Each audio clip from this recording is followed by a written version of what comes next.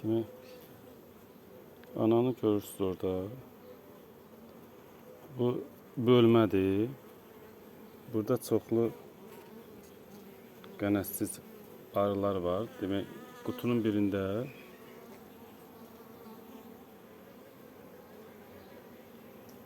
demək, gördüm ki, çox qənətsiz, gənə çox fəsad eləyibdir. Ona görə bütün ailənin bütün balalı ramkalarını götürdüm. Addelini bölmə yaratdım. Bax bu qaydada. İndi artıq balalar hamısı çıxıbdı. İndi buna formik asitli çubuqları verdim. Bax görürsünüz nə qədər gənə tökülüb və gənc arılar da ölübdür. Belə formik çubuqlar verdim. Bir belə gənə tökülməklə bərabər hələ də arıların üstündə gənə görəcəm.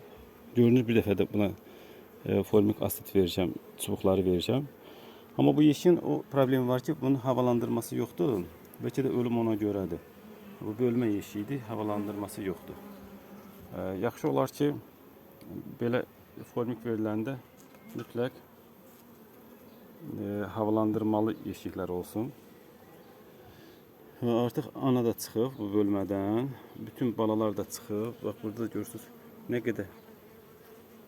qədər qənətsiz arılar var. Gənə bu qədər fəsad törədib. Həmin o dediyim bax bu yanında olan qutudur, 2 mərtəbə. Bunun bütün 5 ramkalı